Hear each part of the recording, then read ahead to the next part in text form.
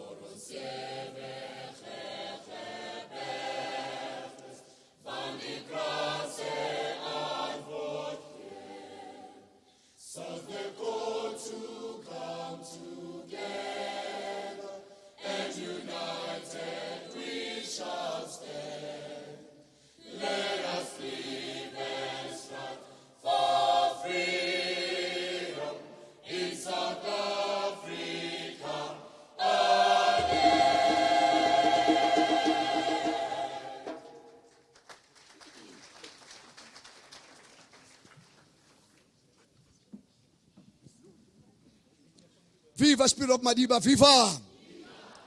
Viva guests, viva! Ladies and gentlemen, we still have some seats available on the right-hand side. So please, let's continue with the spirit of Ubuntu. Just like they say in the township, there's always one room for one more. So let's shift. There's always room for one more. We're going to call on stage Brasilo Hatang, Brother Yusuf Abramjee, and Ntate Luvuyo Mandela to welcome all of us here. So Ntate Silo Hatang, Yusuf Abramjee, and Luvuyo, let's put our hands together for them.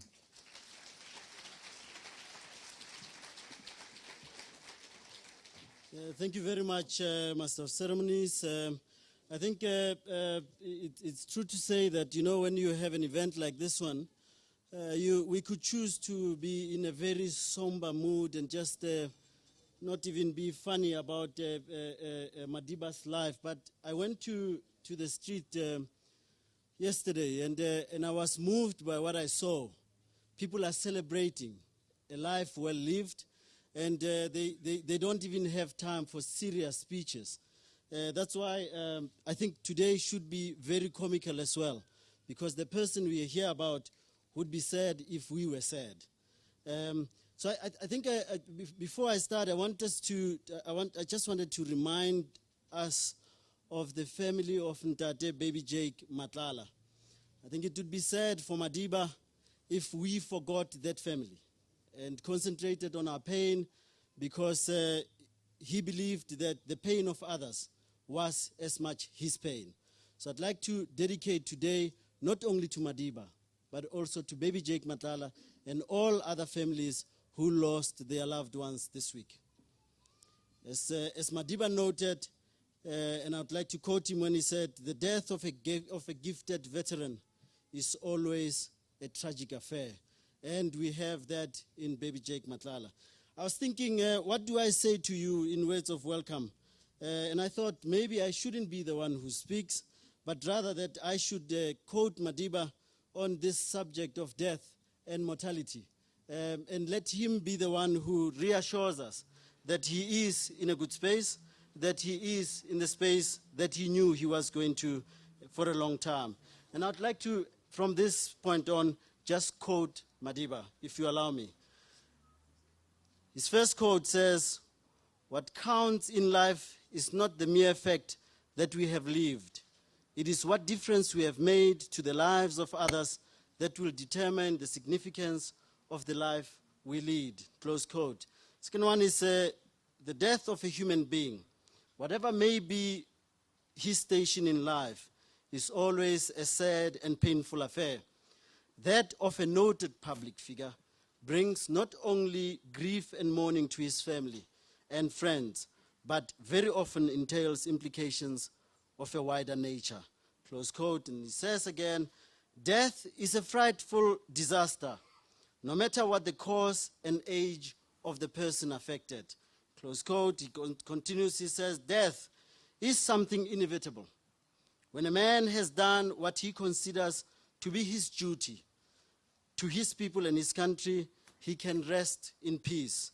I believe I have made that effort, and that is, therefore, why I sleep for the eternity." Close quote. I think it's important that we note at this point that Madiba's legacy, we believe at the center that it's captured in 3 pillars in terms of his values, that you always have to believe in freeing yourself, freeing others, and serving every day. Let me quote him talking about this life of service on the occasion of the death of Walter Sisulu. And I quote, he said, "By ancestry, I was born to rule. Walter Sisulu helped me understand that my real vocation was to be a servant of the people." Close quote. I think it's important that we end on a light note whenever we talk about Madiba. And I think that light note is to take the staff of the Nelson Mandela Foundation who have been taking strain. You can imagine some of them have worked with Madiba for more than 20 years. So it's important that we always then reassure them of what Madiba himself said. And it was in 2008 when he called staff members to his office. And I'm told that it was on the occasion of the end of the year function. And he said, "You know, I'm going to die one day." And apparently they were all shocked. And while they were shocked, of course, he said, "Of course I'm going to die." But I need to tell you that when I get to the other side, when I get to the pearly gates, and they ask me, "Who are you?" I'm going to say, "I am Madiba." And they will ask me, "Which Madiba?" Say, "Nelson, Rolitlatla Madiba." Say, "Oh, that Madiba. Okay, you're on the wrong gate. You need to go to the other side where it's warmer." But the nice thing about it is, when I get to that warm side, I'll ask for my friends, particularly the ANC, to help me out. I think I'd like to finish off with two other quotes where he says, an entire people has learned not to mourn the death of heroes and heroines, but to steel itself for new battles ahead. And I think we're faced with that today. What next beyond Madiba? How do we make Madiba live on? The last one is where he asked us a difficult question. And I'd like to quote him when he says, the call now is for each one of us to ask ourselves, are we doing all we can to help build a country of our dreams? I thank you very much.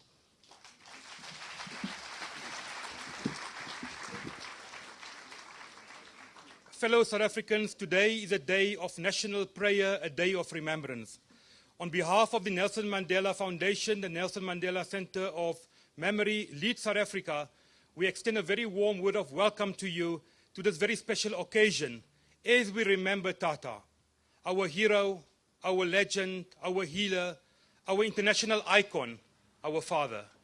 Members of the Mandela family, welcome to you. Our veterans, Uncle Kathy, Mr. Tokyo Sigwale, our religious leaders, and very importantly, our children, who you're going to be hearing from in a while, because Madiba always loved children. When Sello always picks up the phone and he says to me, we want you as Lead South Africa to partner with us on Mandela Day, we never even hesitate and we say yes. And I'm happy to say to you today, Sello, Mr. Sigwale, 2014, as we celebrate 20 years of democracy, we'll be marking the biggest Mandela Day ever, I can promise you, in the history of this country. We have to do it. We have to do it for Madiba's legacy. We have to do it for our country, because what would Madiba be wishing for today is to help those in need. So on behalf of Lead South Africa, represented here also by Cuman Pillay, our group CEO within the Prime Media Group, and the rest of the team, today, let's use it to grieve, to mourn, but more importantly, to celebrate the life and the legacy of Nelson Mandela. Welcome.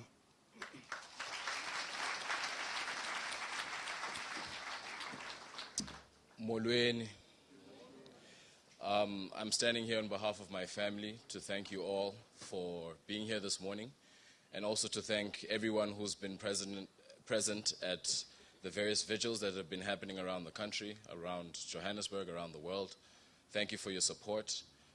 In tough times like this, it is always great to know that there are so many people who have you in their thoughts, and it is very comforting to know that everyone that is present here is constantly sending great sentiments of support, thoughts, and we appreciate that. In our custom, it is said that when an old man is laid to rest, you do not weep, you do not cry, you celebrate his life. And that has been the better part of what we have been seeing going on around the world, is that many people have been celebrating his life, his achievements, and like Sello had just asked, what happens next? What happens next is we pick up where he left off. We do our little bit to make sure that his legacy is continued. And in fact, it's not just his legacy, it's our legacy as South Africans. Looking around in this room, this was not a reality when I was born in 1986. And this is now a reality. So just being here together and forgetting our differences, forgetting where we come from, and celebrating one common goal, which is remembering my great-grandfather's life and his legacy of service.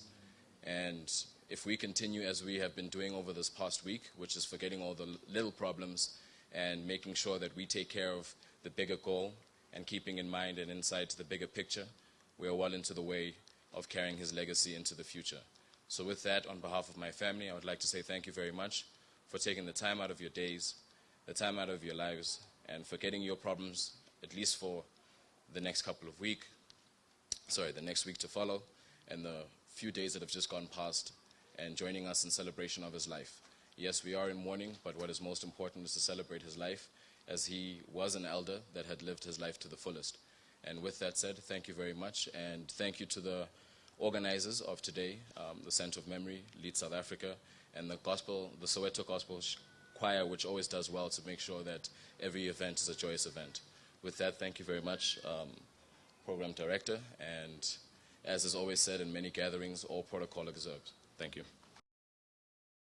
Sigwile Mtanababa Luvuyo Mandela, and from Yusuf Abramjee, thank you, Brasilo. You have said it, so now we are in a celebratory mood. My first meeting with Dr. Nelson Mandela was in the United States. I made a deal with God. I said, you see, for me to go back to South Africa, but Tokyo, I said, 2 miracles must happen in my life. One, I must meet Tate Mandela.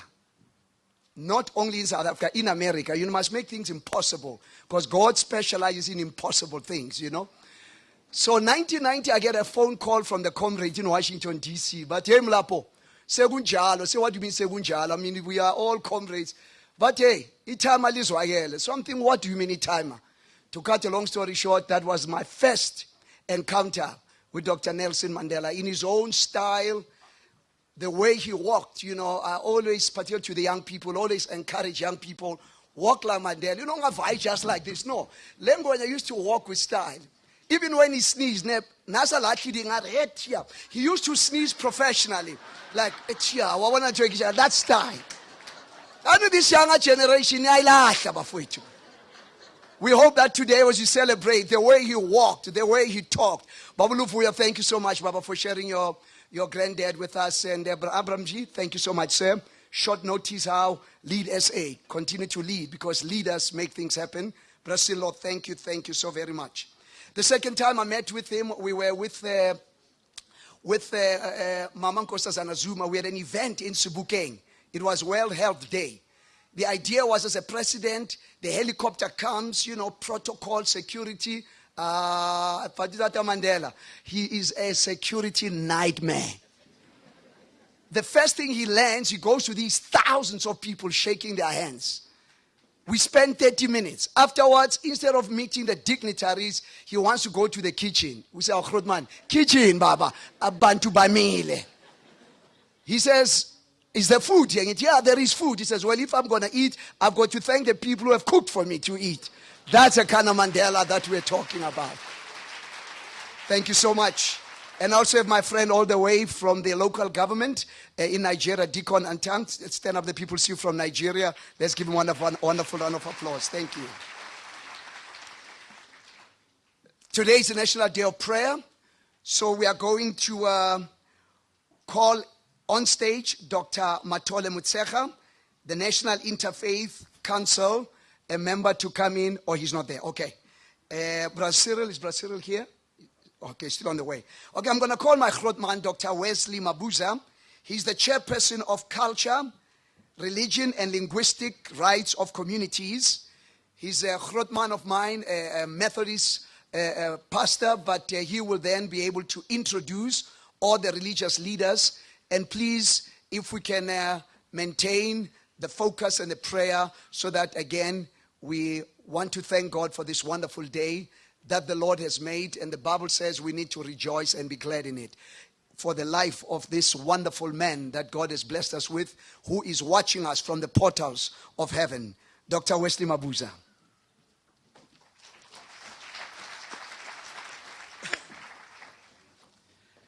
Thank you very much. Good morning. Good morning. Sanmonan. I think at this time, what we're going to do, please, we will ask you to bear with us. The people that will be coming here will just be people who are coming here as a symbolic gesture of what Tata Madiba intended. And this symbolic gesture will be meant to continue as long as we live. In other words, the religions that will be coming forward are religions that will be holding hands right through, simply because we are faced with issues which have no boundaries. You know what I'm talking about? We're talking about HIV and AIDS, poverty, and a number of things. These things have no boundaries. Before I proceed, therefore, the Methodist Church requested me to say this word to the family at this gathering also, and on behalf of the CRL, to the family, we are with you. We will miss Tata with you, and would like to say, may God strengthen you, give you strength, walk the walk as he has been doing. We want to assure you that you will realize that you are not alone. God be with you. At this time, may I then, without waste of time, we will not be taking very long, but please do bear with the people that will be before us. We will call at this time the Chief Rabbi Warren Goldstein. Am I correct? If you don't mind, please do come forward. Ladies and gentlemen, friends, we gather here on a momentous and historic day for South Africa and indeed for the world. President Zuma has called upon our country to pray today and to gather in honor of our beloved Madiba.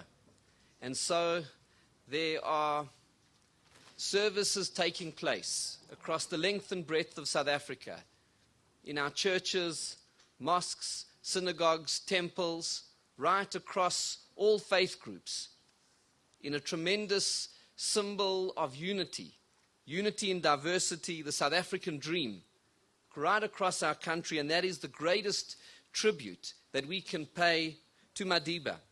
Because one of the things that he established for our country, and I believe South Africa is the only country in the world that has successfully achieved this, one of the first things that Madiba gave to our country was that he established the National Religious Leaders Forum. He said it was very important that there be a formal structure in which leaders of the different faith and religious communities could come together to meet often, to discuss ideology, theology, but even more importantly, to discuss common solutions to the common problems that we face here in South Africa. Madiba recognized that South Africa is a country which is filled with millions and millions of religious people who are associated with their churches, mosques, synagogues, temples. And he saw the importance of bringing together religious leaders, people of faith, in a spirit of unity. And that is something which continues to this day. And I believe that South Africa is one of the only countries in the world that has a functioning, well-coordinated, inclusive interfaith movement in which we hold hands and work together for the better of our country. And that is the greatest tribute that we can pay to Madiba, which is to live like Mandela. I think we need a national campaign in this country to live like Mandela, that we can continue in the paths and the lessons that he taught us. And if we live like him, we will make this country the greatest country on earth. Because he showed us what it is, tolerance, open-heartedness. He showed us the greatness and the generosity of spirit. And I wanted to read to you just a few lines from The Long Walk to Freedom, because we talk about his generosity of spirit in overcoming 27 years in jail, and we talk about 27 years in jail as if it was just something that was easy to suffer through. But one reads The Long Walk to Freedom, we see that the pain that he went through. And I'd like to share with you an incident that takes place in jail, which at the same time shows the suffering that he had to go through, but also the greatness of his spirit. It said, he writes as follows, he says, I received word from Winnie that her most recent request for a visit had been turned down by the authorities on the absurd grounds that I did not wish to see her.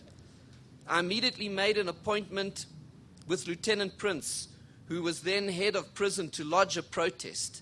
Prince was not one could call a sophisticated man. When I went to see him and explained the situation evenly and without animosity, but I said the situation as it stood was unacceptable and that my wife must be permitted to visit. One thinks about jail and what it is to be separated from family.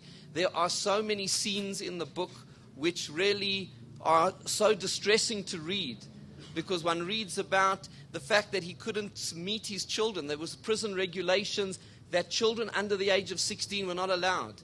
And so he meets his daughter for the first time, Zinzi. He meets her for the first time when she turns 15 and 16.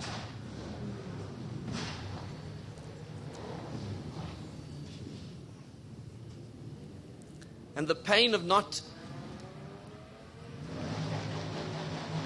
Oh.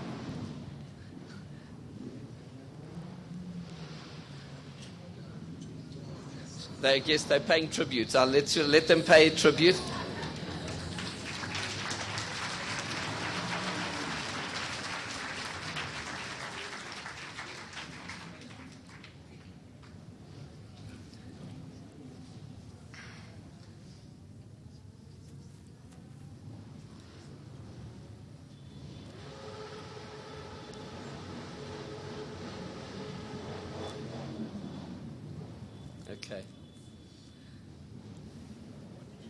Okay. Okay. So he continues here and he says, Prince did not appear to be listening. And when I finished, he said, Ach Mandela, your wife is only seeking publicity. I told him that I resented his remark, and before I had even finished, he uttered something so offensive and uncomplimentary about my wife that I immediately lost my temper. I rose from my chair and started to move around the desk towards him. Prince began to retreat, but I soon checked myself. Instead of assaulting him with my fists, as I felt like doing, I pummeled him with words. I'm not a man who approves of oaths or curses, but on that day I violated my own principles. I finished by telling him that he was a contemptible man without honor, and that if he ever repeated those same words, I would not hold back myself as I had that day. But the amazing thing is, after this outburst, Mandela writes there, he says, even though I had silenced Prince, he had caused me to violate my self-control, and I considered that a defeat at the hands of my opponent. And that was his great spirit. This awesome spirit that he was so vulnerable in prison and was treated with such disrespect that even a visit from his wife through the glass panels, he was denied that, and he was fighting for that basic right, and still he felt that he had gone too far in doing so. And the greatness of his spirit to come from that kind of suffering. And there's one story after another. I think The Long Walk to Freedom is a required reading for every single South African. We need to tell our children to read it. And if the children feel it's too long a book to read, they must listen on CD. It must be required. Every single child, every single adult, every single South African, as the basic requirement of citizenship of this country, needs to read this book. It is written magnificently. It gives us a sense of history, and it gives us a sense of who he was and the greatness of spirit to come out of all of this suffering. And then with a spirit of forgiveness, not for the sake of forgiveness itself, but to build a great country.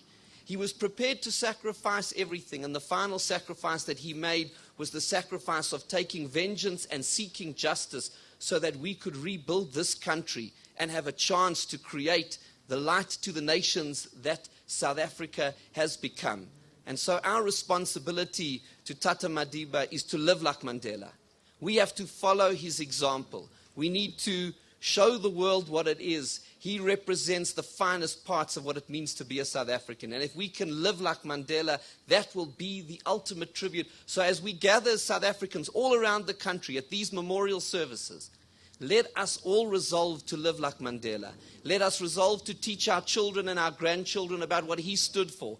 And let us take his lessons so that we can continue to build the greatest country on earth.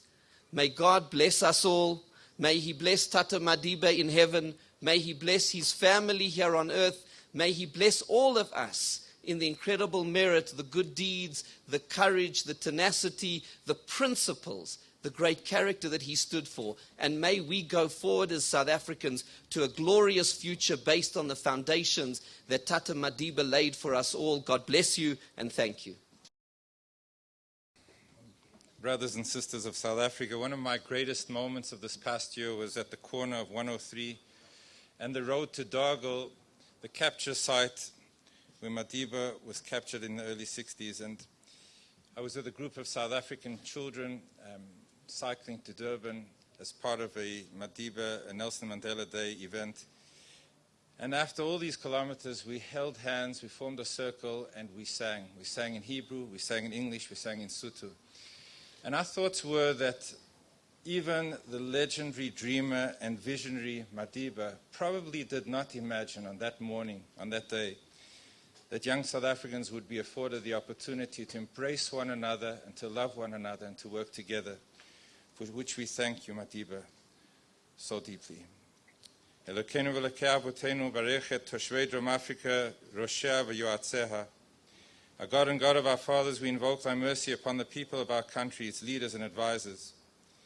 In this difficult and painful time of the loss of the great son and father of South Africa, Madiba, Nelson Mandela, we ask you to bring healing and comfort to his family and to all South Africans and to the citizens of the world who grieve his passing.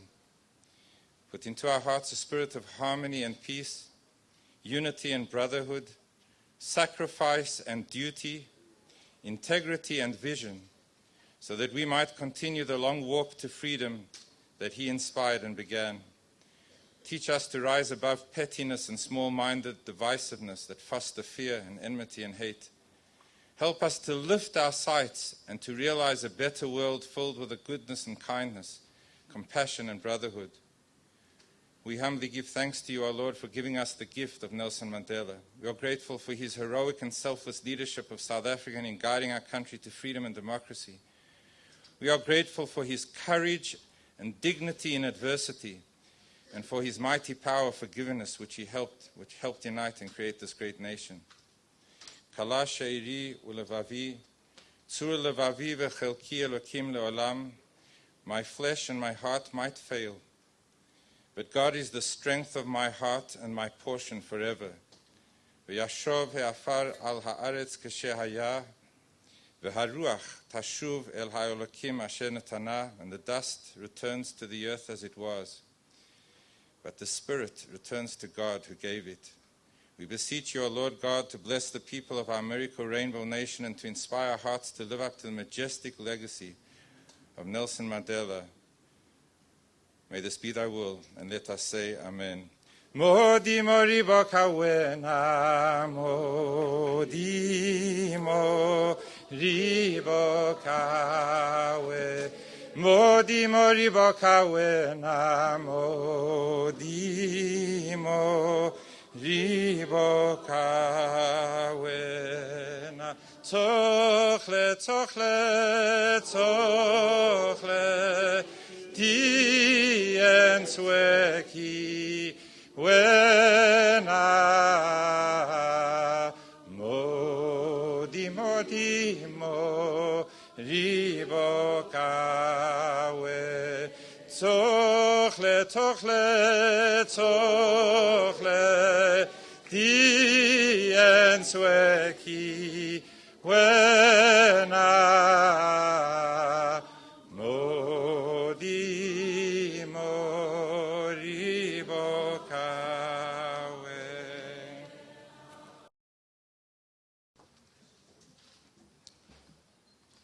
Comrades, honorable guest, I greet you in the Islamic greeting of peace. Assalamu alaikum, may peace be upon you. I begin in the name of God, the most beneficent, the most merciful. I bear witness that there is none worthy of worship except God Almighty. And I bear witness that Abraham, Moses, Jesus, and Muhammad, amongst many others, were all the true prophets of God. May God have mercy upon them. The South African Muslim community, as we share with humanity the loss of our father, Nelson Mandela, extends our most sincere condolences to the Mandela family, the South African government, and to all our fellow South Africans. In true South African spirit, we cannot commemorate Madiba's departure only in sadness. We will commemorate Madiba by celebrating his achievements and his ideals. On the 11th of July 1997, President Nelson Mandela visited the Oxford Center for Islamic Studies, where he delivered a monumental address entitled Renewal and Renaissance Towards a New World Order. Madiba said, the way in which these three great religions of Africa, meaning Islam, Christianity, and African tradition, interact and cooperate with one another could have a profound bearing on the social space we create for the rebirth of our continent. The relationship of Islam and Christianity to one another, and of those two to African traditional religion, may be pertinent aspects of this process. How Islam and Christianity, for that matter, relates to African traditional religion presents a particular challenge to its followers all over Africa. Madiba also mentioned the nature of interaction between the strands of our religious heritage could help lay solid foundations for the establishment of a world order based on respect, partnership, and equality. On a continent battling the scourge of undevelopment, AIDS, ecological disaster, and poverty, competition amongst religions will be utterly misplaced. tolerance and cooperation, on the other hand, will give the moral leadership so gravely needed.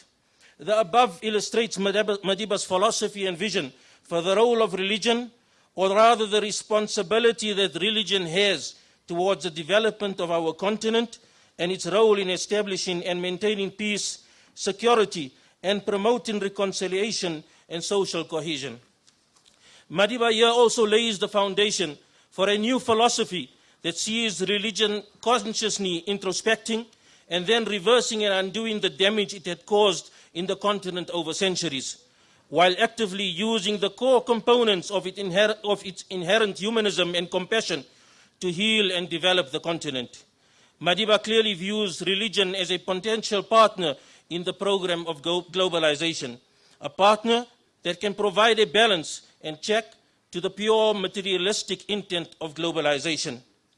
Today we find our current government partnering with religious institutions in various educational and social forums. Our government secure in its democracy and comfortable enough to recognize the importance of religion as a socio-economic actor within the framework of a secular state, thanks to the vision outlined by our father, President Nelson Mandela. The Muslim community in South Africa views itself as nothing more than part of the collective who are privileged to live and enjoy such exceptional democratic freedoms and rights. Freedoms and democracy that was primarily fought for and fostered by the founding father of this nation, comrade or father Madiba. How can we not be indebted to you? We, the Muslim community, will continue to celebrate your quest for nation building. We will build and defend this nation, a nation that you built on inclusiveness, non-racialism, and equality. A nation built on our land. And as Muslims, we are very proud to be part of the Rainbow Nation, a nation built on our land that was liberated under your leadership, the only home for all our children. The Prophet Muhammad, peace be upon him, said, "He who does not thank man cannot be thankful to God." Tata Madiba, we can never thank you enough. Madiba's inclusive forgiveness mirrors the action of the Prophet Muhammad when he liberated Mecca, and his oppressed called him Wabnun Kareem, Ibn Wabdin Kareem, a noble brother, the son of a noble brother, out of fear that he was to take retribution. But he said, "In taliku idhab fa'antum tulaqa," that is, go because I have pardoned you, and there is now a period of reconciliation. We pray to God Almighty, Unkulu Kulu, to protect this nation that you so dearly sacrificed for.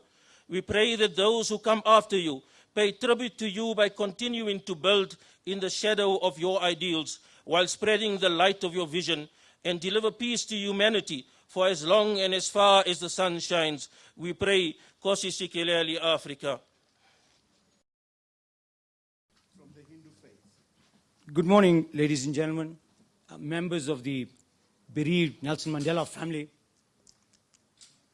So many speakers have spoken about the great sentiments of our late Tata Mandela.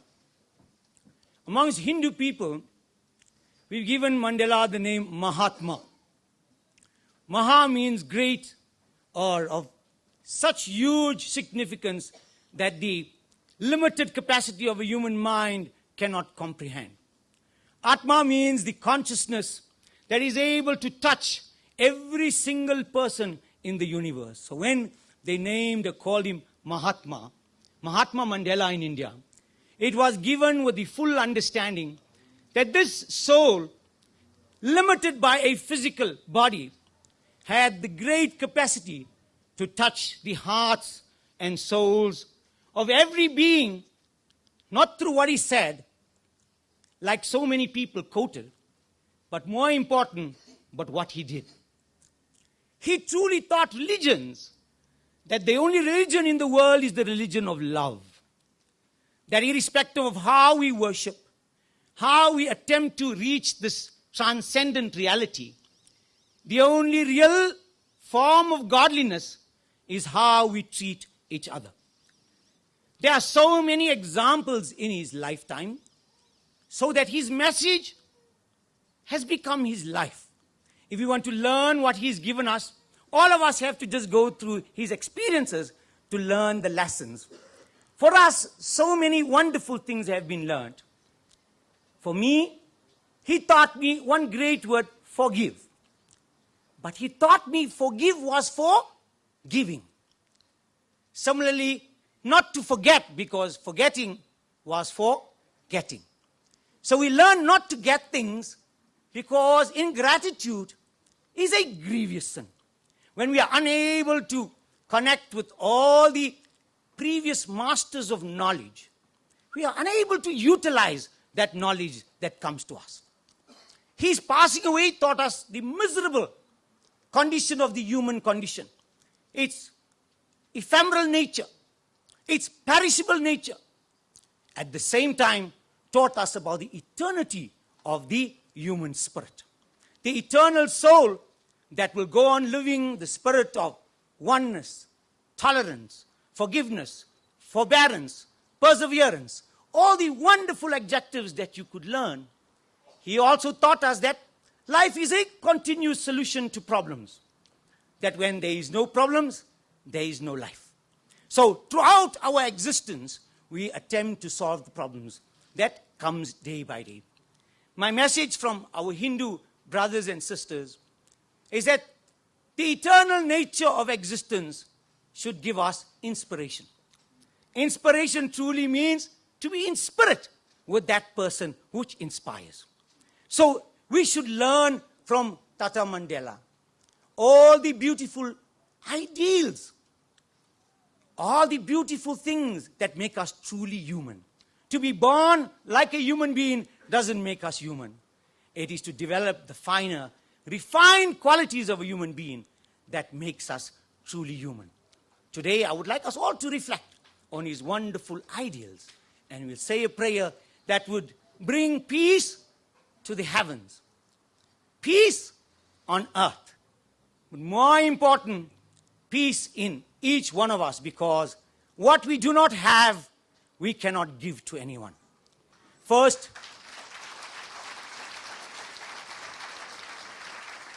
we have to acquire the peace within ourselves. It begins with me and you. The AIDS advert says, it begins with you. I'd like to change that and say, it begins with me. Because when peace, love, and joy are very contagious. Similarly is negativity. So when we imbibe peace and joy, it will become the contagious, infectious virus that will spread throughout our country. My prayer is that in remembering Tata Mandela, we will have true faith, true hope. Hope is actually giving up the idea that things could be different.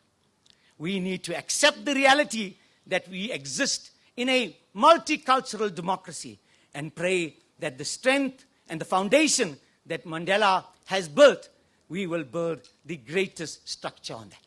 We would pray that it would be peace everywhere. Vagratul namaga kaya surya koti shamaprabha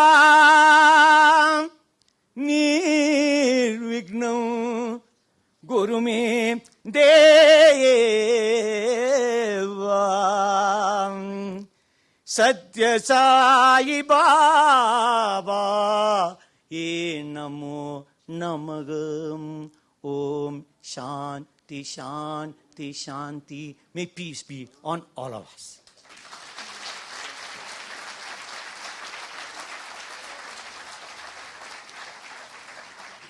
Thank you so very much. I just want to just say to the people, congregation here present, that please, we did request people to come forward, and they left what they were going to do.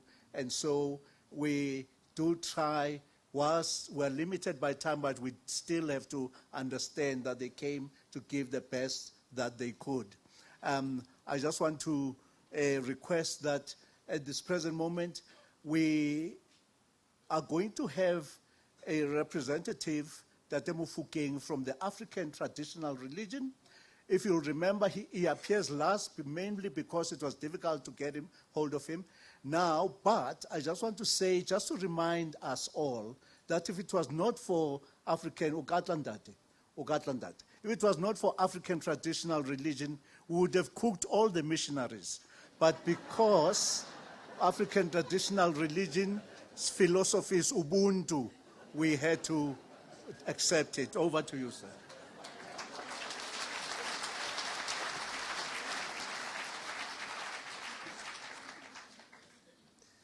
Thanks very much. Good day, everybody. My name is Moses Mofokeng from the African Traditional Religion. We are here today because of the great men, the men who have made possible that I recognize the African traditional of religion. It happens that one day I had a small book that is written, Men Searching for God. Then I turned all those pages, I found all the religion, Christianity you can call it, up to Hindus, whatever, but something was missing. Until one day after his effort that he did for us, that we should honor, every time honor that. We had the World Parliament of Religion 2003 in Cape Town, where we have been represented by the lady called Umama Nokzola Mdende. As from that date is when I realized that if I can turn the book now, the African tradition of religion, it has been set in. Now I realize who I am because of the great man.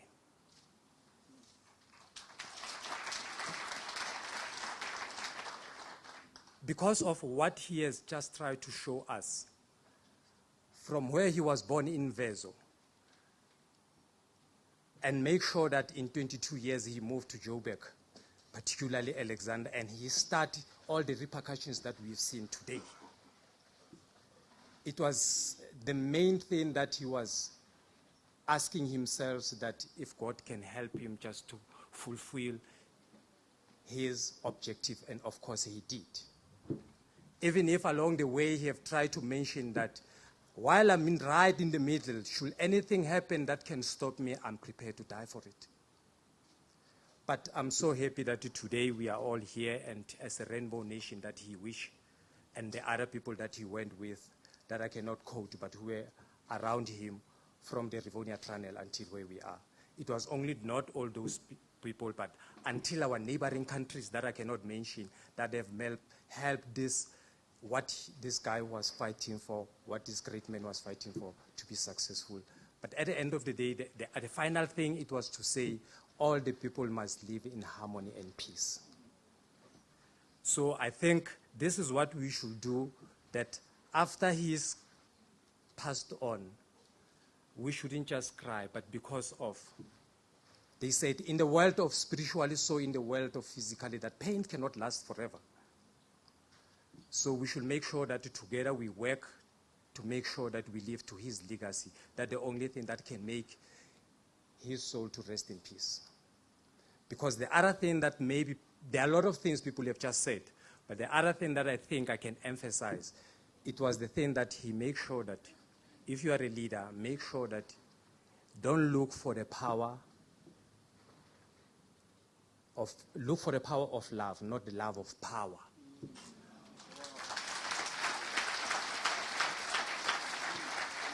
What I've learned, knowing this great man and the people that were around him, he have made sure that if you are a leader, make sure that when you lead, don't let your wisdom to be consumed by your confidence. Make sure that when you lead the people, don't break the morals and principles along the way, because you'll create a small crack to the foundation of your integrity. But with this moment, just due respect, trying to make, I can talk the whole day, you know, everybody can do that. For this great man, everybody can talk forever. But let me respect the time from the African traditional religion. I was once helped by the guy, Ntate Motshekga, who helped us to find these things and show that God has a purpose of making us different, but we are one. In short, trying to respect the time, with the traditional religion, Mkhegezweni, Tata Madiba, it is where he have tried to make sure that he learned more about the traditional leaders.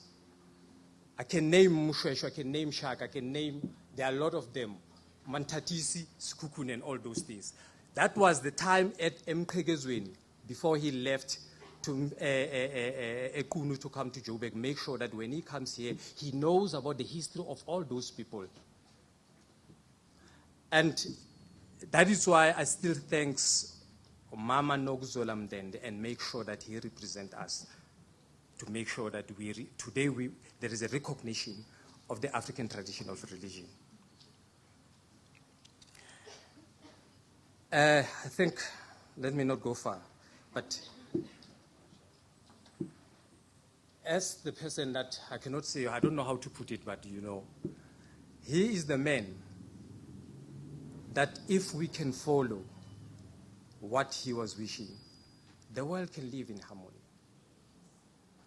Everybody, if we can try to follow them, I'm just wishing to the coming generation that they can make sure that at least where we are, we have tried to make all what, but I'm worried about the next generation, that will they ever see or hear what if, because the one who didn't see, who didn't hear from this man, he will never hear and see again.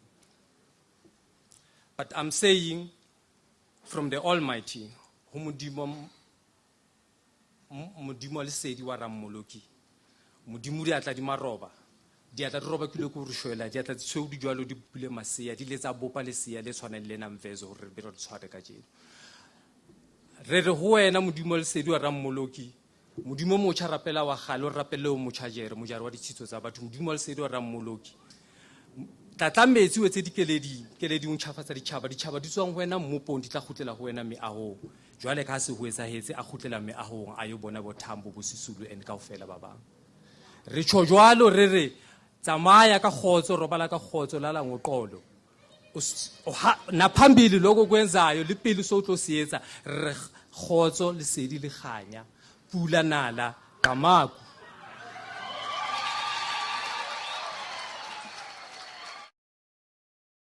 I just want to say that it is his prayer, I am sure, as much as it is ours, that this blueprint he left behind will be transported to all tribal spots in Africa, in the Middle East, places like Iraq, Syria, that if not, we, as the people of South Africa, will march to those places and say, that is not the way. Tata Madiba, if we want to respect him as the world, we need to make sure that no child cries unnecessarily, no woman cries unnecessarily, no man's life is misspent. And for that reason, I want to say this is the legacy that is left. Where people don't see, I would say, could you forward the spirit of Tata Mandela? I just want to make one confession. And when the Rabbi was reading here how Tata Mandela lost his cool, I also thought of my own sins, and I thought perhaps this is the right place to confess that I always, but I am improving. When I'm driving, I always forget who I am and only remember afterwards and thank God that I didn't have my collar on. But I don't say big things. I don't say horrible things. I'm just saying it's a confession I'm making, but I want to assure you I am improving very much.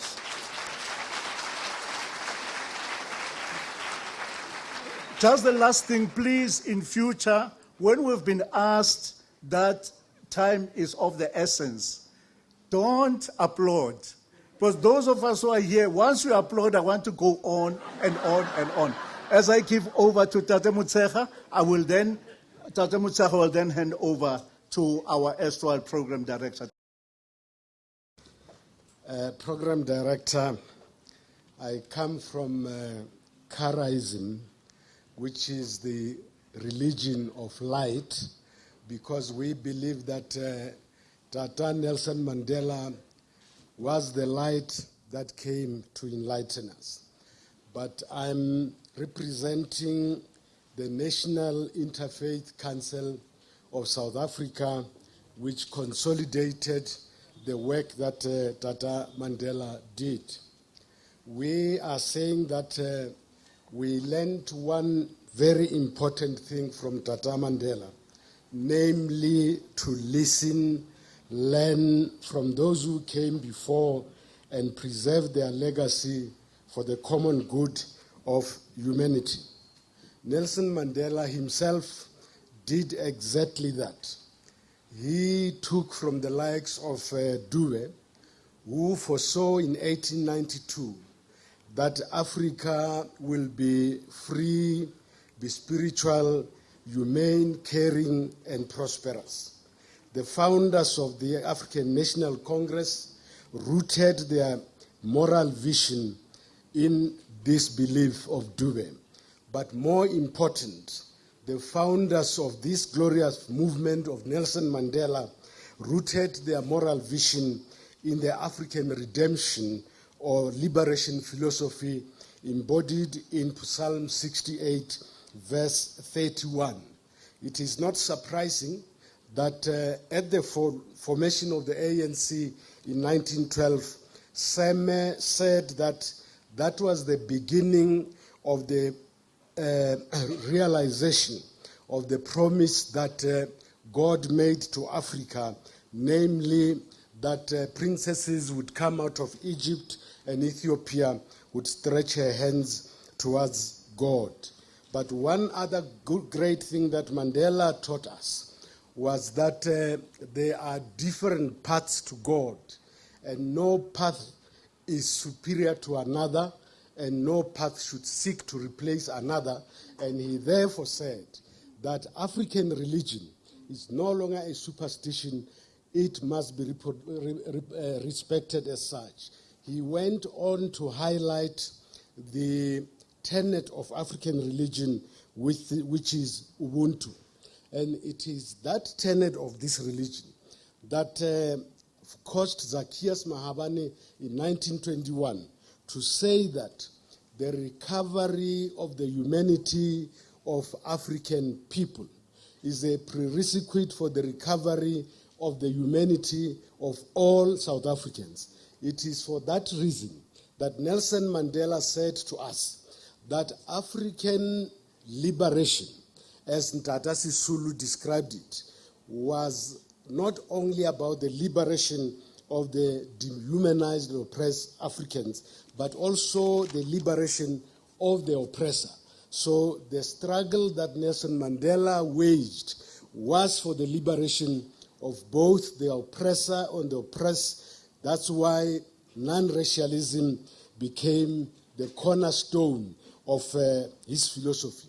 And that's why he embraced Ubuntu, which transcends race, color, gender, and creed.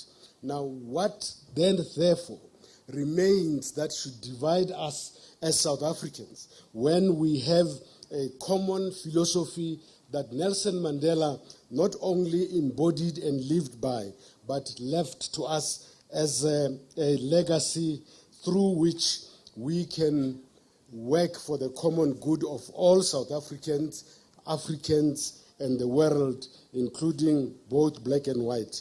As I conclude, let me also say that Nelson Mandela taught us that religious organizations acting alone will not achieve their objectives. Political organizations acting alone will not achieve their objectives.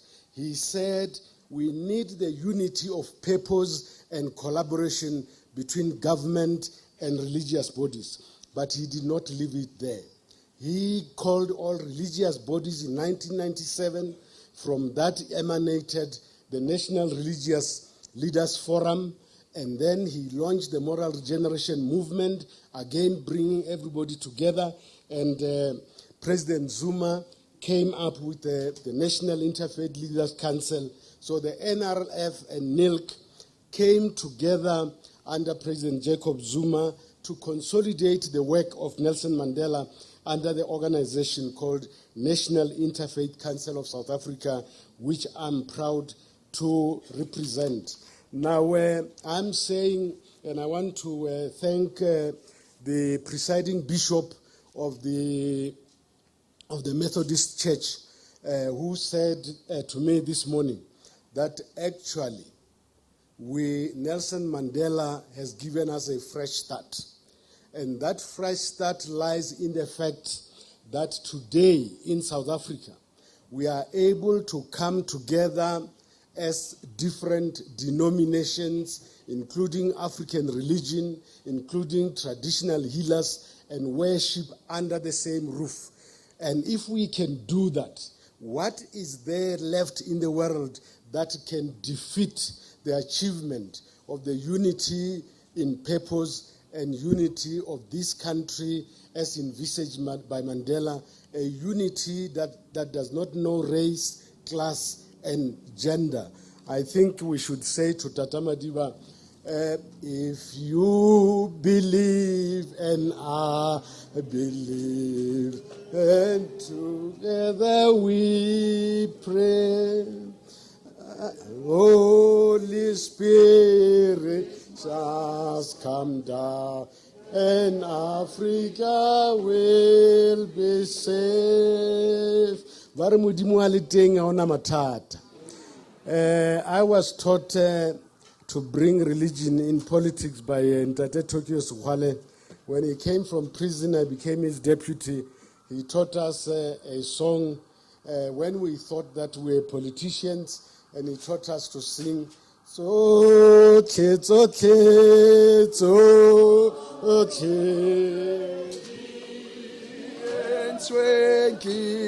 when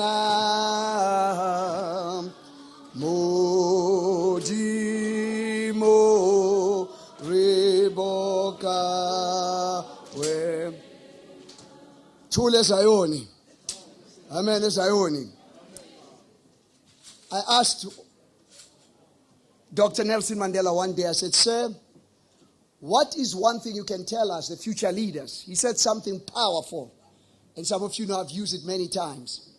He said, David Molapo, tell the youth that you must never allow the past to kidnap your future. Never allow the past to kidnap your future. And then, Tokyo, I coined this thing. I came up with this statement that if it is true, we are no longer prisoners of the past. We are pioneers of the future. And this is the legacy we're celebrating today. Thank you so much to all the religious speakers. We are going to call my Khrodman, Mebra, Brayaron, Auti, Pinchakoka, Simfoitu. Tokyo Zukwale, Tukamato Shabatabakanya anymore.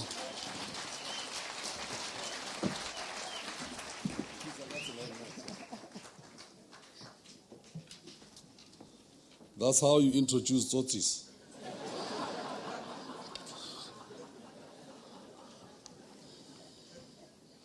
I guess Madiba was one. How do you account for the fact that he used to have two-tone shoes? Lived in Alexandra. Was a boxer.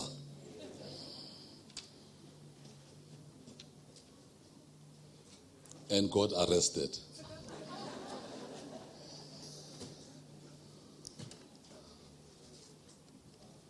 We were all touched, each one of us,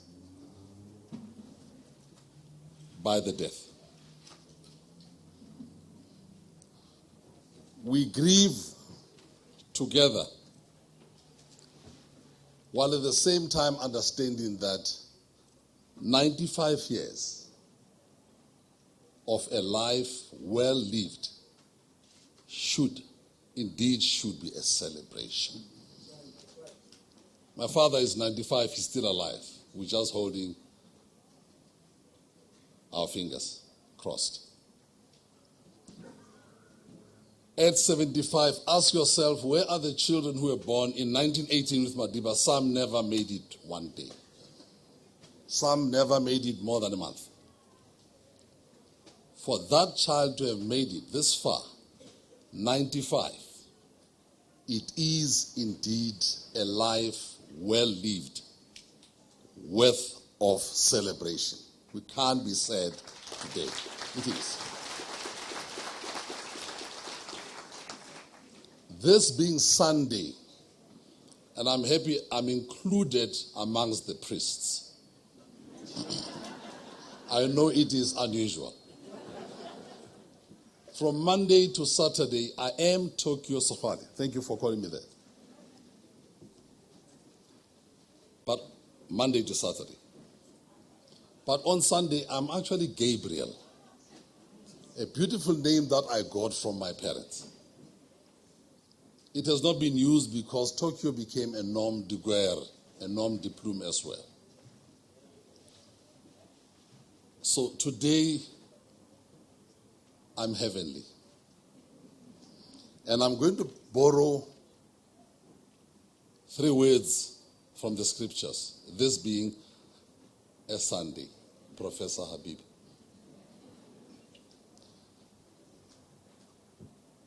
When he was on the cross and he was dying, his last words were, "It is finished."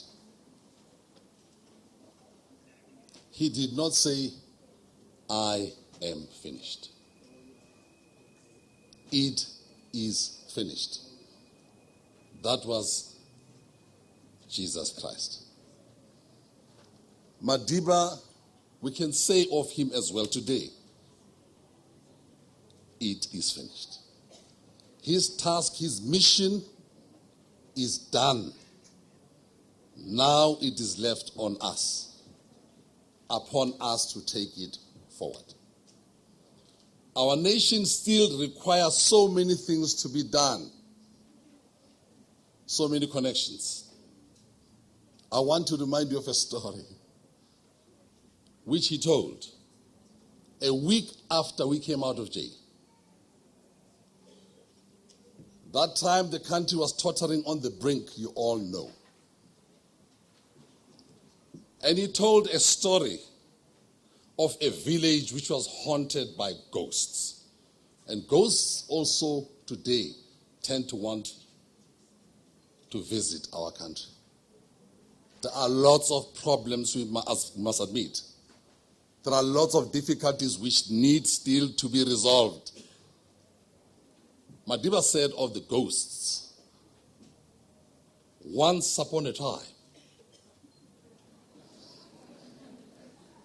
he's not here so I can chance it. Once upon a time, there was a village.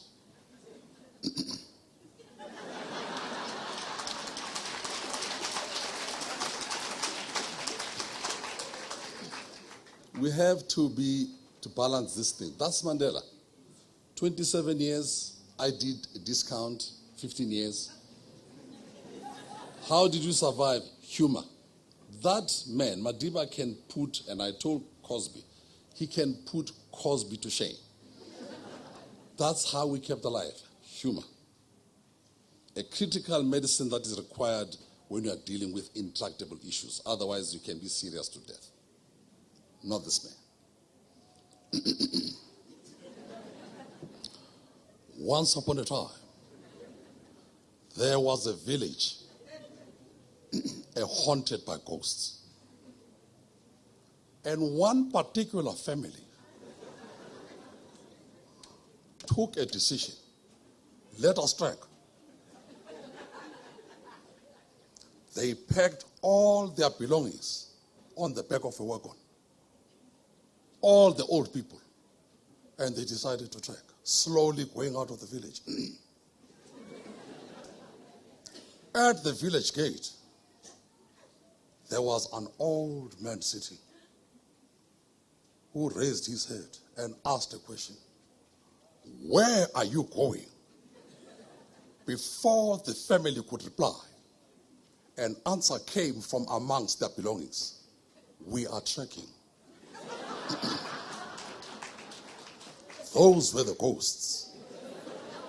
And then the punchline came. Solve your problems. Because if you try to flee from them, they will follow you. Because they only know you.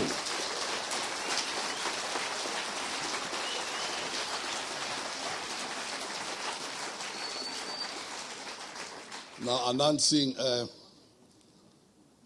you needed this voice. But you see, from the business side, you pay for this one. Well done on the movie.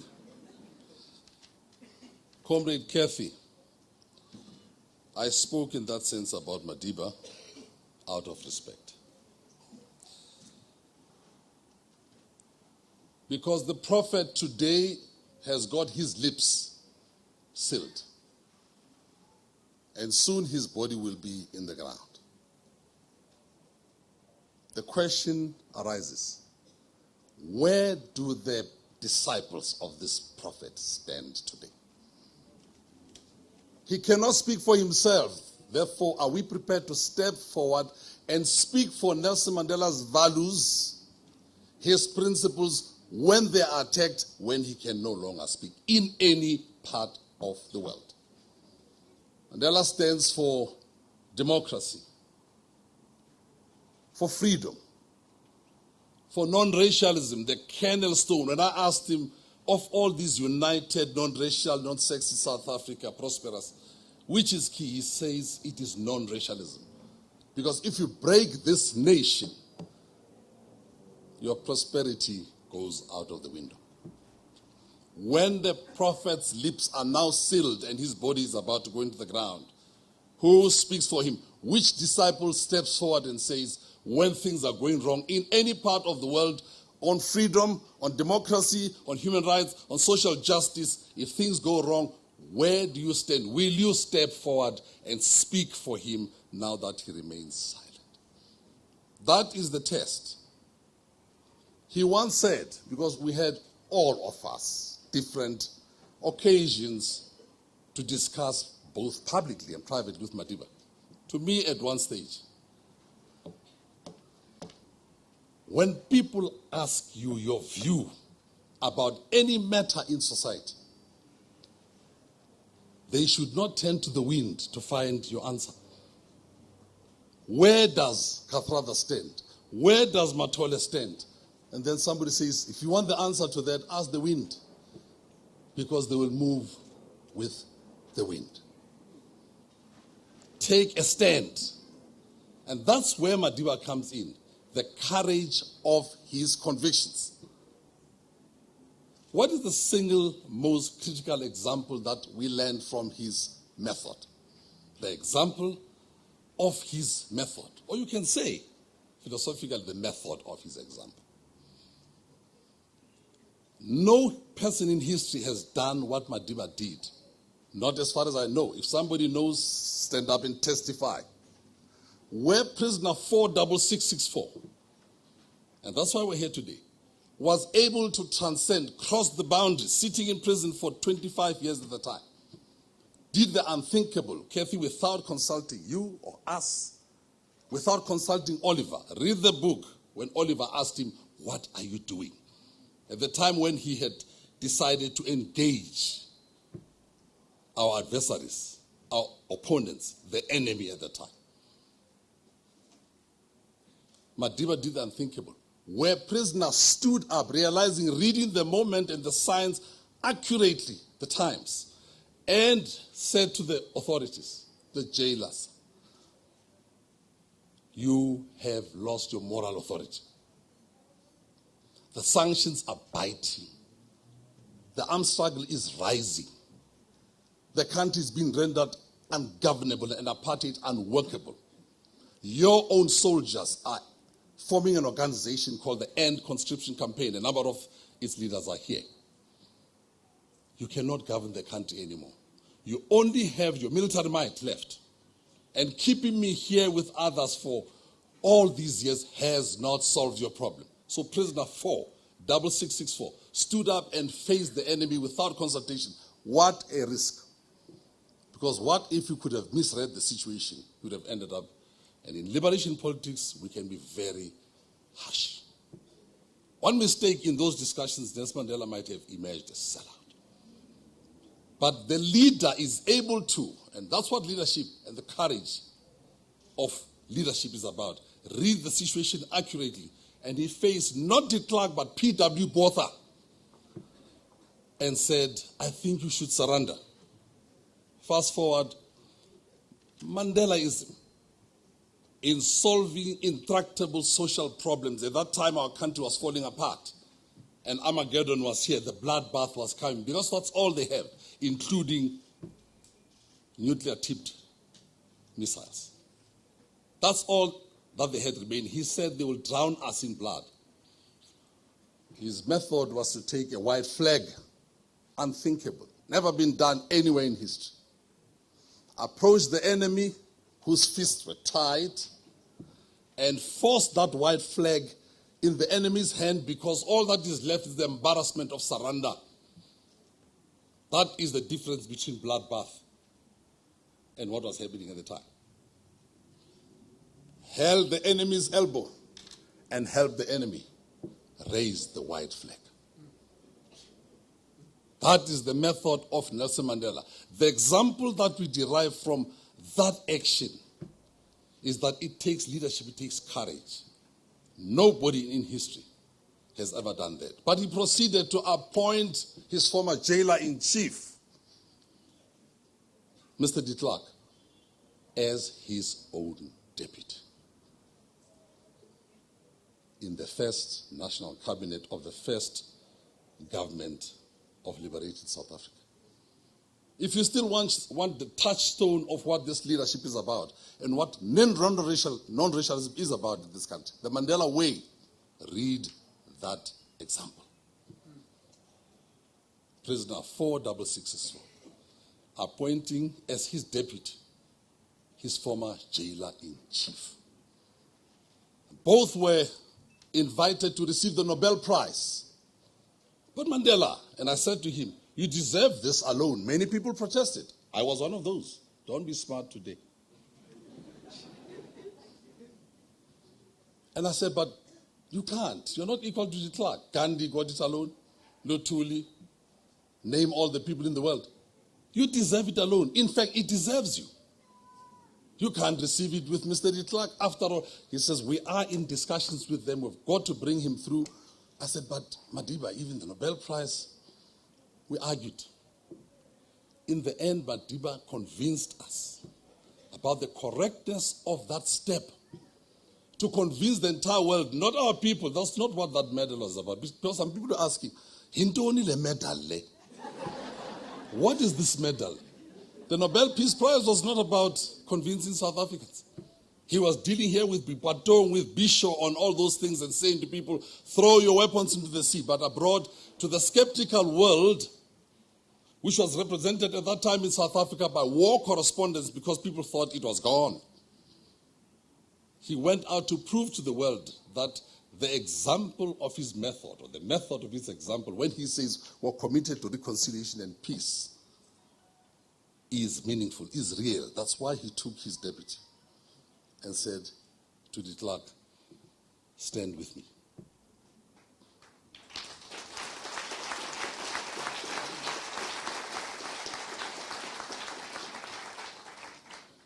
I'm going to read you a poem. That's why I came here. Never read a poem in public. Go for it, brother. Before I do so, I just want to remind you of what he said in one of the pages, The Long Walk to Freedom. Somebody said, this must be known, it must be read by all our children in all schools. In one of the pages, it's got more than 600 pages, writing about the sad death of his mentor, his friend, his comrade, somebody who he was closest to, Oliver Tambo, with whom he served in the church. At the age of 16, both of them were teaching Bible on Sundays from village to village. It's in his book. He said after the death of this dear friend, quoting Plato, the philosopher, Plato has written about grouping men and women into minerals, silver, gold, iron, or something like that. And Madiba says of Oliver Tambo that amongst minerals, Oliver would have been pure gold. I want to say today about Madiba, also citing the Allegro of minerals of Plateau, Nelson Mandela would be the purest of gold himself.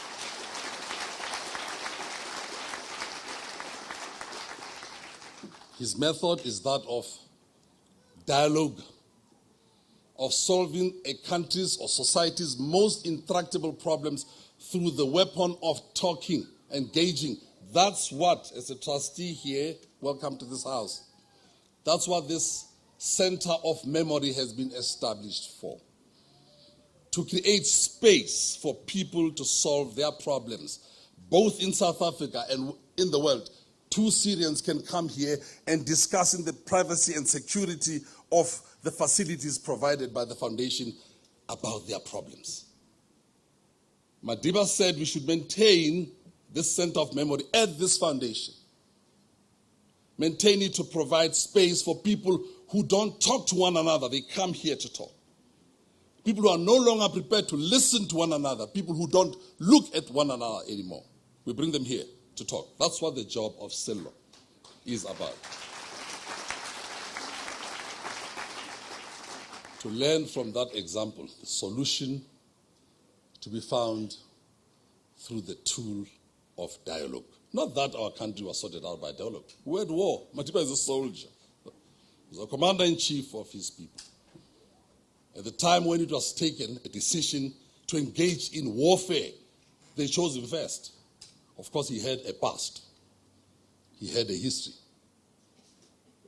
He had a history of losing his temper. But at that time, when he was given the task to lead the armed struggle underground, the diamond was well cut and it was well polished. So people, particularly the young, should not say, I want to make the mistakes of Polithasa, be a firebrand and fight and say all sorts of things because I'm like Mandela. No.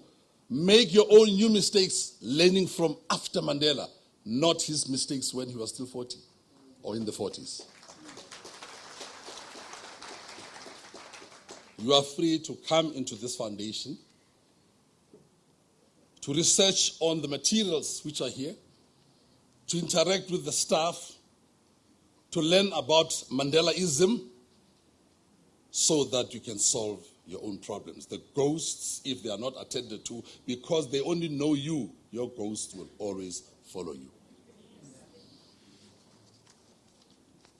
I'm not a good person in reading poetry in public.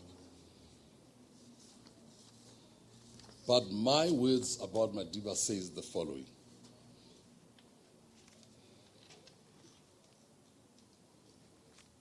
The title of this poem is Touch My Grave. Madiba would say, I just imagined, now he's lying there. Here I cease, no further can I go. Go into the winding hills beyond, here I end, where my journey ends. For my strength has reached journey's end. Here I lie, gazing into the void of my tired eyelids. Here I call and smile at you. So touch my grave and go in this journey without end. Many battles have we fought, many battles have we lost and won against foes small and might, conquering sides and heights. This, he would say, was my last and only one. It has been fought and won. It is time for you to march on. So touch my grave and go in this journey without end. Madiba would say, yonder lies greater glories South Africans to take. Yonder waits better victories to make, to scale and triumph over Everest. And you ask, shall we ever rest? For me here I shall lie and rest. For me now, the day is done. For me now, the sunset is come. Just do your last duty for me. For the grave of a warrior is dug in the heat of battle by the wayside. So touch my grave and go in this journey without end. But then Madiba must give us something. And this is what he will say. A poet has got the license. Take with you my fighting tools. Take with you my travel to build. Take with you my book to read. Take my pen to write. Take this song to heart. Take my rifle. Take my icon. Off to newer battles. Yet as you do, touch wood. Touch stone. Touch my grave and go in this war without surrender. I thank you.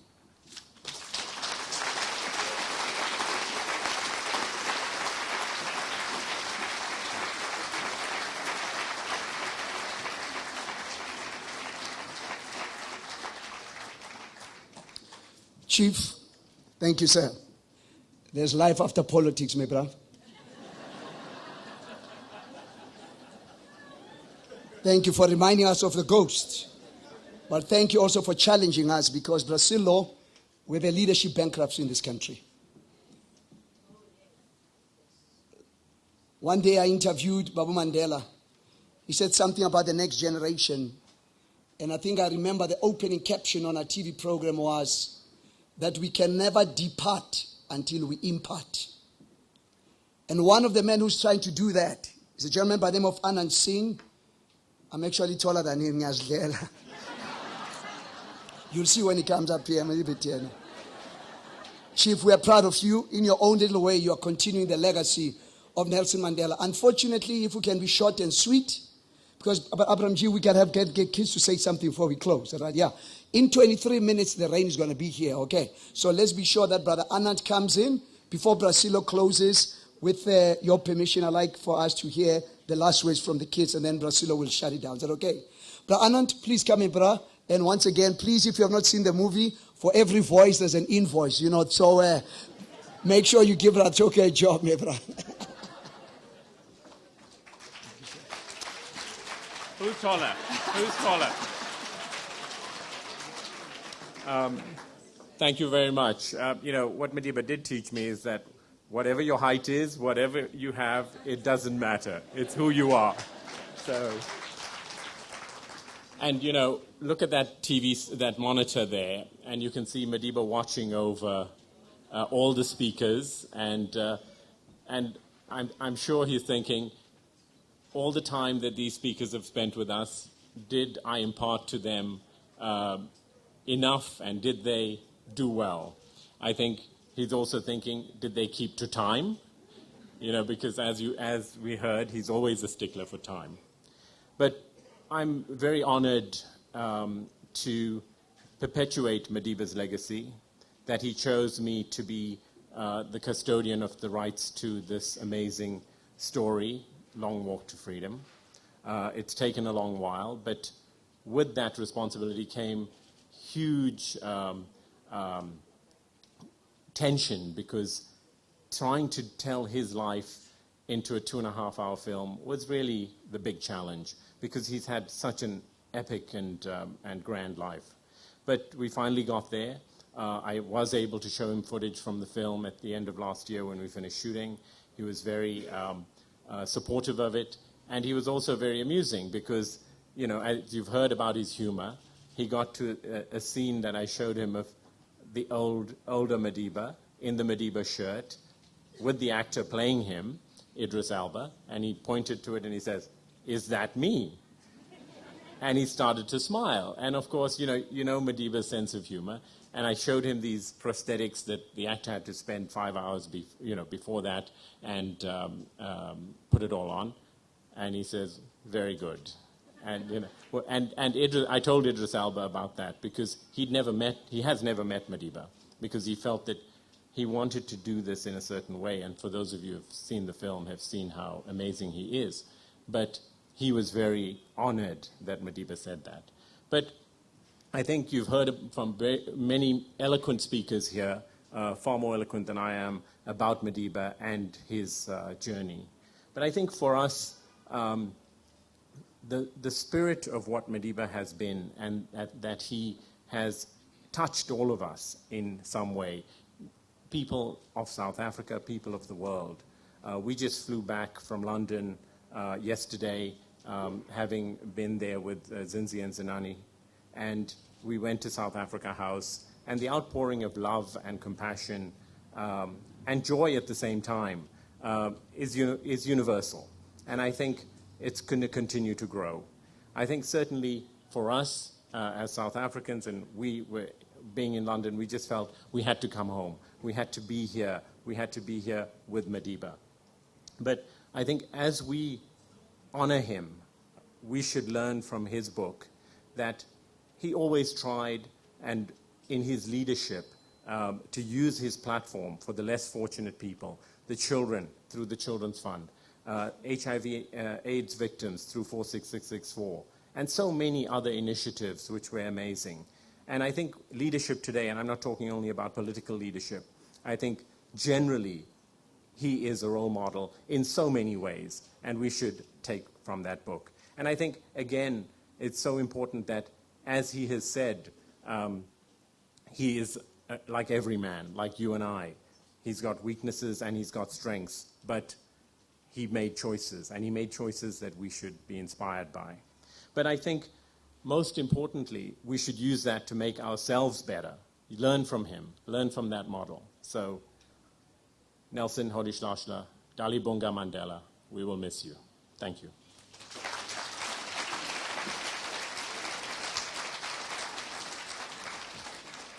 Blessed are the short-winded, for they shall be called again. Thank you. 2 items, and we'll be finished. We'll have the young people to share their thoughts, and then we've got a veteran, Mr. Ahmed Kathrada, to give the last words, and then we'll be finished today. So let's put our hands together for the champions. Come on down, champions. If you can all line up here, that would be great.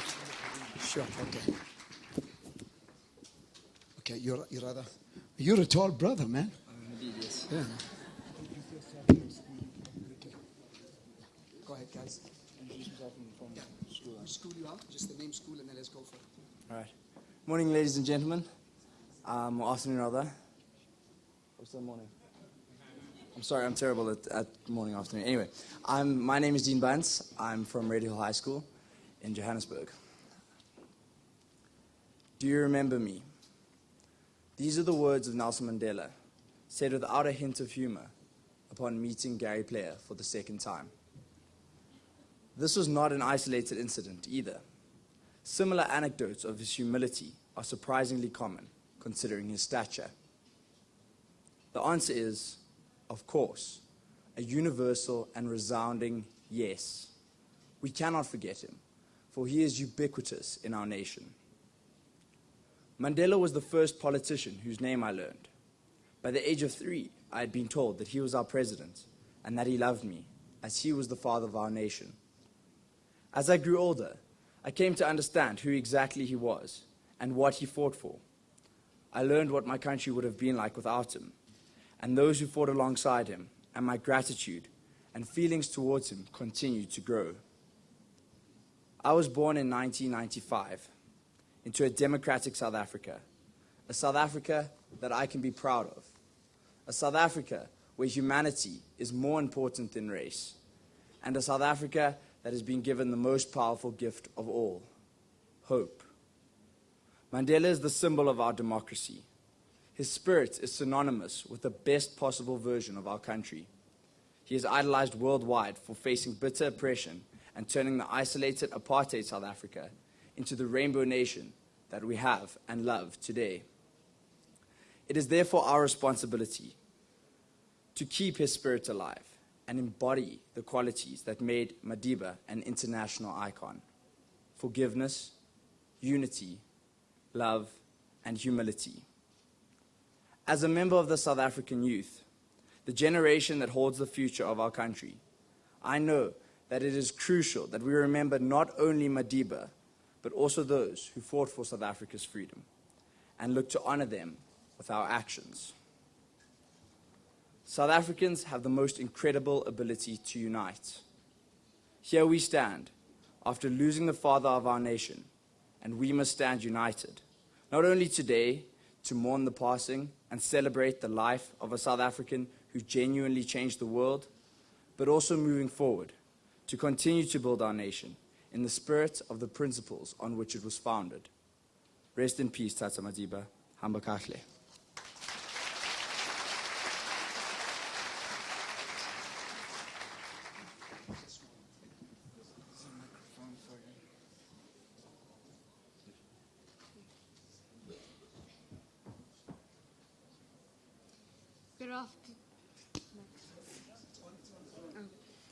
Good afternoon, ladies and gentlemen. I'm Alian Waja from Urban School. A poet said, "A great man is he who can walk with kings and not lose the common touch." Madiba was that man. He was respected by kings and presidents all over the world. But he never forgot his own people, especially us, the children. President Mandela said, "We owe our children, the most vulnerable citizens in any country, a life free of violence and fear." Madiba gave all South Africans their freedom, but he was most concerned about the welfare and safety of the children. We can all learn from our beloved Madiba that we can conquer more with love and forgiveness rather than by hate and violence. It is due to President Mandela that I am judged by the content of my character and not by the color of my skin.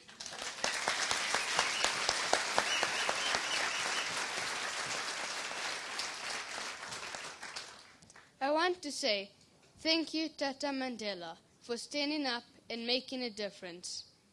Because of you, I have never been oppressed. We will never forget. The Madiba magic will never die. Thank you.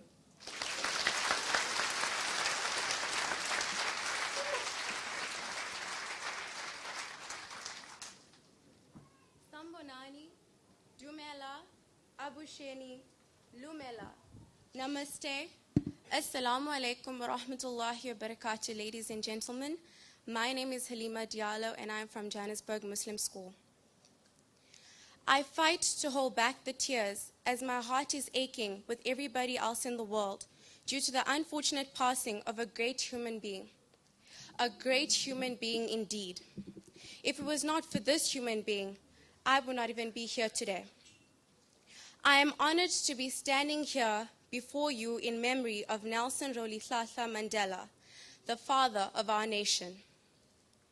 Courage, wisdom, compassion, father figure, loved, humble, leader, inspiration. These are just but a few words that come to mind when Nelson Mandela is mentioned. He was a man of honor, unconquerable strength, and the dignity of mankind that broke down barriers. How do you even repay a man for his passionate and dedicated fight against injustice?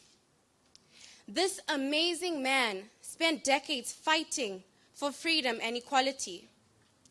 This amazing man inspired and challenged the world to stand up for others. His battle and passion for freedom and injustice created new hope for the oppressed generation worldwide.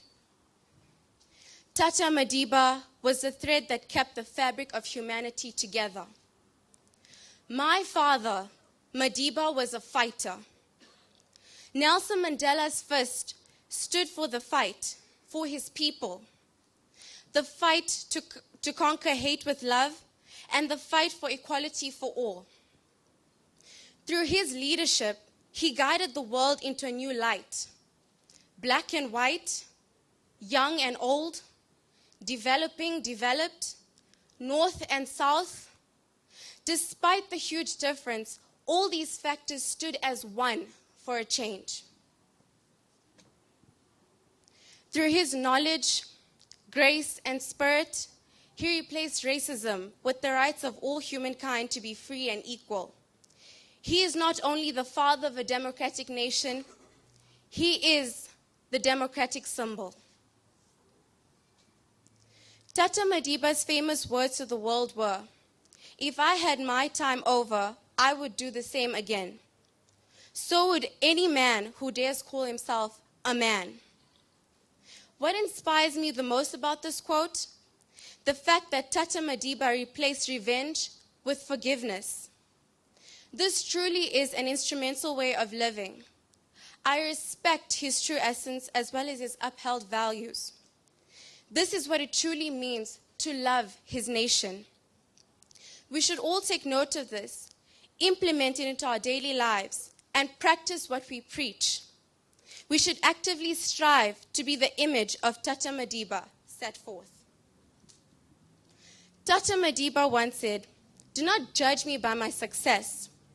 Judge me by how many times I fell down and got back up again." By studying this quote and observing a great leader, I have learned that there are so many people out there that will tell you that you can't. What you have to do is stand up and say, "Watch me."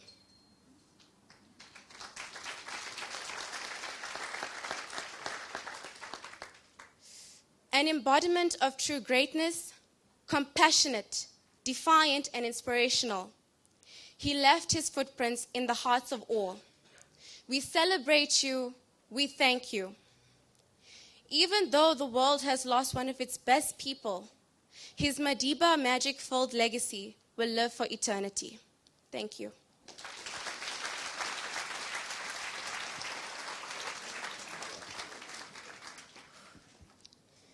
Tata Mandela, a tribute to the father of the nation. I would like to take this opportunity to thank Tata for the great sacrifice that he has made for this nation and the world. I appreciate the equal opportunities that are available to children like me in South Africa, which were not available to generations before us. Yesterday, I had the honor of signing the condolences book at this venue.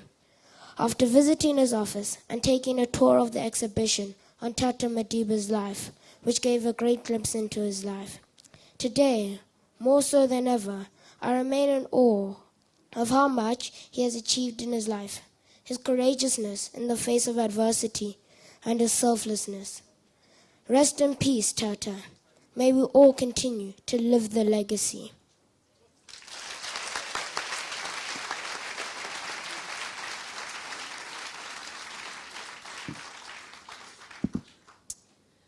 As a small, shy 5-year-old, I remember walking into the large estate, not quite fully understanding how big the following moment would be.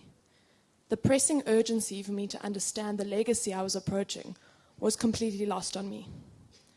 But as I walked inside and I looked upon the not yet too frail old man, I remember even then the presence he carried, humble, yet very powerful, something I can now distinguish as the presence of a man who'd been places and seen things and ultimately had fought through and conquered. Sitting in his chair, a man with lines of wisdom, trials and triumph etched into his face, crinkling the corners of his eyes, looked at me and I at him. He smiled, and in that deep, well-known and loving tone came the words, "How was school?" Timidly, I replied my stumbled one-word answer, "Fine." And he then inquired, "I hope you're reading." In my dumbstruck awe, I could only nod. And we've always wondered where my avid love for reading came from, and perhaps this somewhere touched 5-year-old me. That day, 12 years ago, I had the honor of meeting a man that the entire world has united in grieving for. 7 billion people celebrating his legacy, whole nations ensuring that his spirit lives on.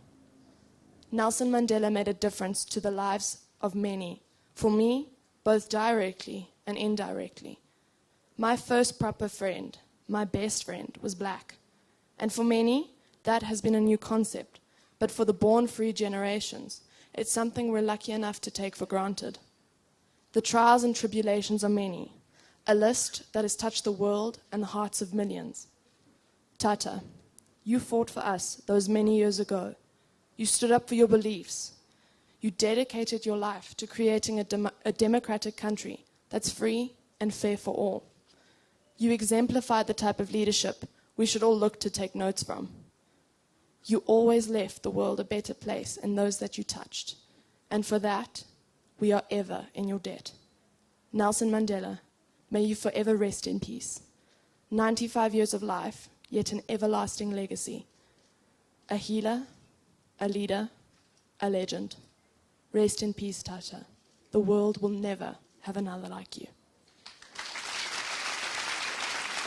Brasilo, the future looks great.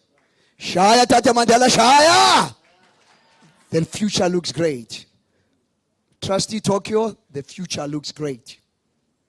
Now it gives us pleasure to bring a veteran, Ntate Ahmed Kathrada. Let's put our hands together for this wonderful, great leader. Come on, you can do better than that. You can do better than that. You can do better than that, ladies and gentlemen. Yes, sir.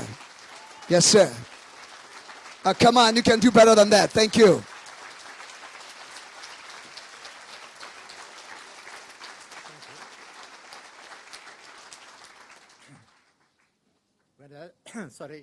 When I was asked to speak, Sello says 3 minutes.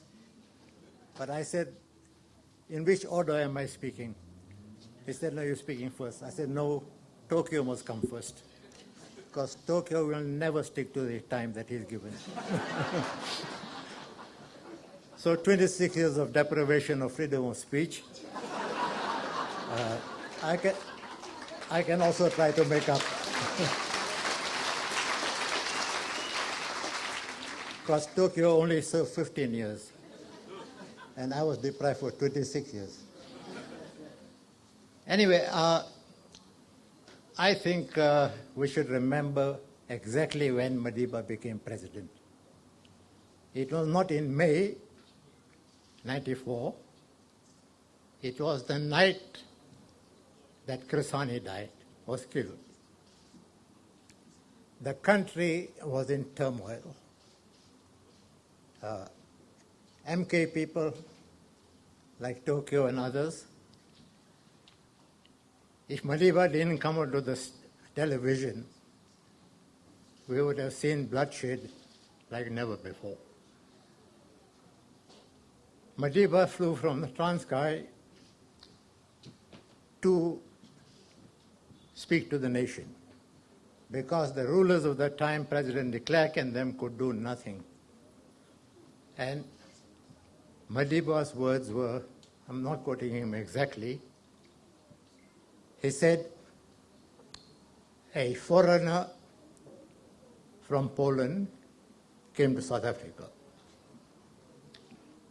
Together with a racist South African, white South African, they murdered Chris Hani. But we must always remember it was an Afrikaner woman that took the number plate of the car in which the killers were.